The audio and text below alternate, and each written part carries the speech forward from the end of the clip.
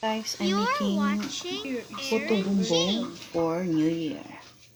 Glutinous flour, powdered coconut milk, purple yam spread powder or ube halaya, some food coloring ube flavor, some water.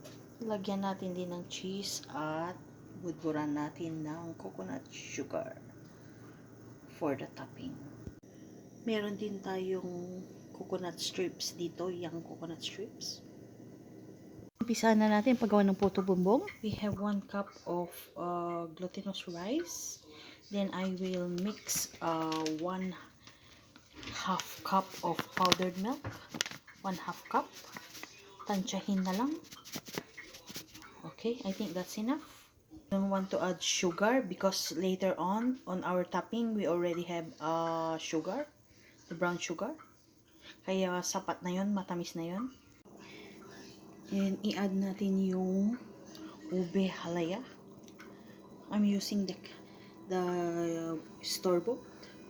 That's 1 tablespoon. I will use 2 tablespoons. Next, we add ube food coloring. 1, 2, 3, 4. 4 drops, 5 drops. Then mix together.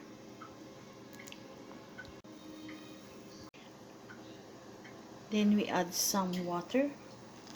Ayan. Ayan, mga 1/2 cup na ang nailagay ko. Ihalo lang natin hanggang mabuo yung ating dough. Huwag masyadong mabasa. Yan. 1/2 cup water na ang nailagay ko. So, kailangan pa nating lagyan ng tubig. It's not enough pa. Okay, I have 1/2 cup remaining. Tantayan lang. Then, patuloy na haluin.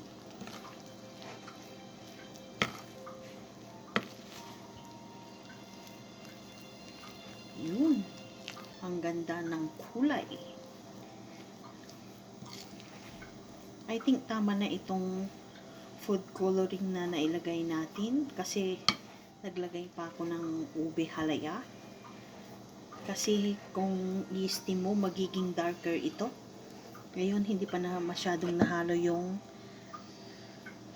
ube halaya. Kaya haluin natin mabuti. Ayan.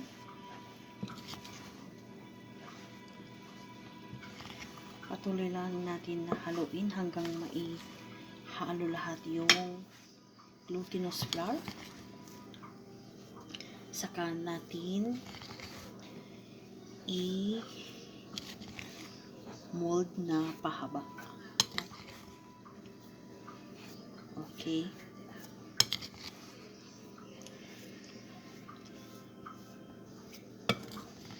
See you later. Okay, handa na yung ating dough. Then, handa na rin yung ating dahon ng saging na paglalagyan. Then, magpapahid tayo ng star margarine sa dahon ng saging para mas malasa. Bago natin ilagay yung ating dough. Yan. Kahit konti lang kasi lalagyan na naman mamaya. Depende sa inyo kung gaano kadami. Right. Yan. Okay. Ayan, nakalagay na ako ng gloves.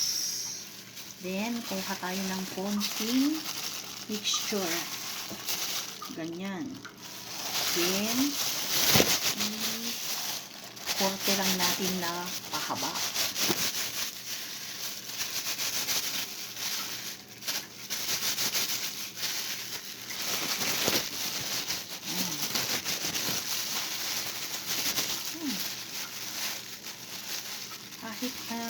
Kahit na anong ganyan.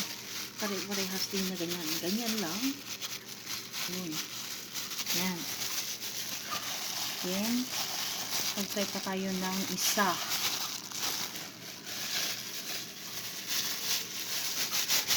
Ganun ulit.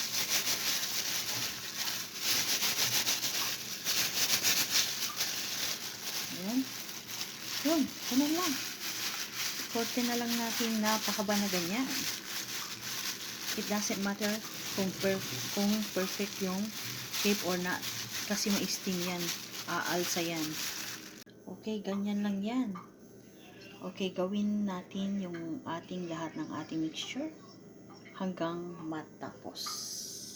Okay, handa na yung ating first batch. Ito.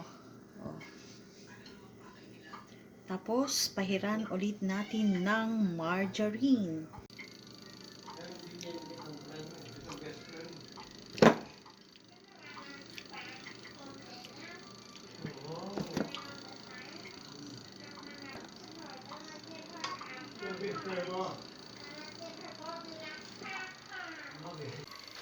Pinapainit ko na pala yung ating steamer. Hintayin ko na lang na mag-boil or mag-steam ng malakas na malakas. Then, saka ko ilalagay yung ating unang batch. Okay, habang iniinit yung ating steamer, gawin ko na yung pangalawang batch. Okay, ayan. Malinis yung ating kamay, kaya tinanggal ko yung aking gloves. Kasi hassle lang yung gloves, mga kaibigan.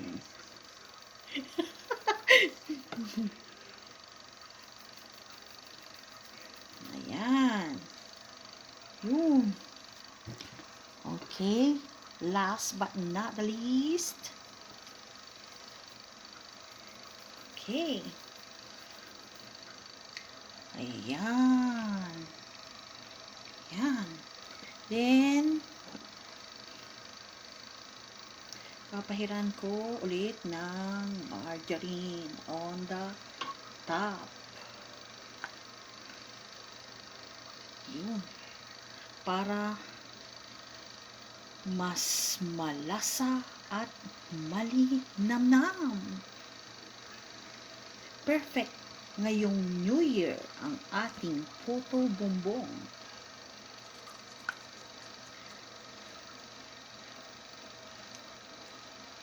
Okay, it's ready to steam. Okay, ilagay na natin yung ating first batch. Ayan. Ayan.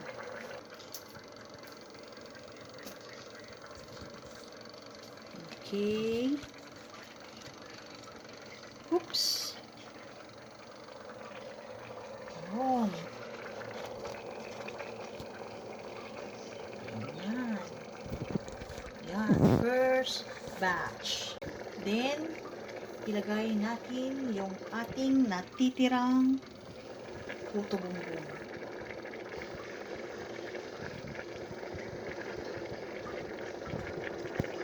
Okay. Dahan-dahan. Yun. Okay. Saka natin takpan and steam ng mga 8 to 10 minutes. Okay. See you later. Excited na ako sa aking putobumbong. Ayan, 5 minutes ang nakalipas. Malapit na nating maluto yung ating putobumbong. Tingkad na ang kulay niya.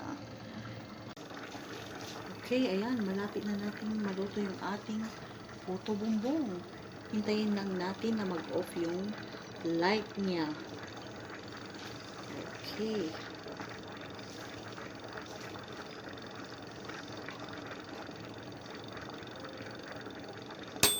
Yes. After 10 minutes, luto na yung ating putobumbong. Okay, after ng 10 minutes na pagluto yung ating putobumbong, naghintay muna ako ng 5 minutes para humupa yung init niya. So, i-check na natin. So, ayan na yung ating lutong putobumbong. I-transfer na natin sa plato. Okay, mag-start na tayong maglagay ng topping. Itong isa lang ang lalagyan ko. Okay, mag-umpisa tayo. Pahiran muna natin siya ng margarine. Yan.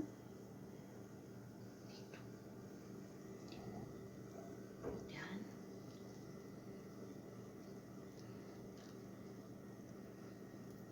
Hayaan muna natin yun. I-reserve natin yung isa. Ito na lang muna ang isa. Yan. Lagyan natin lahat ng parte.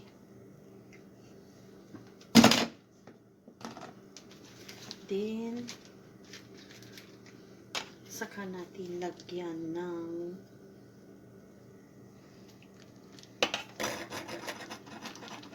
grated cheese.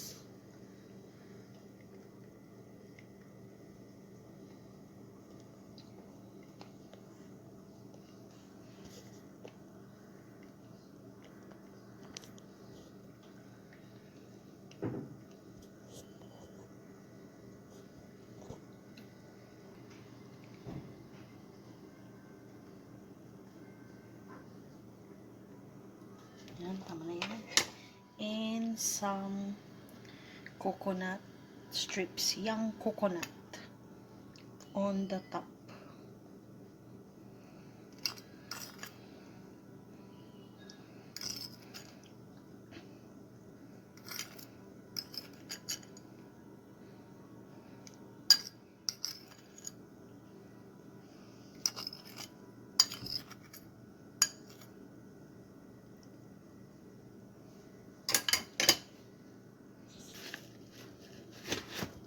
We sprinkled some coconut sugar on the top.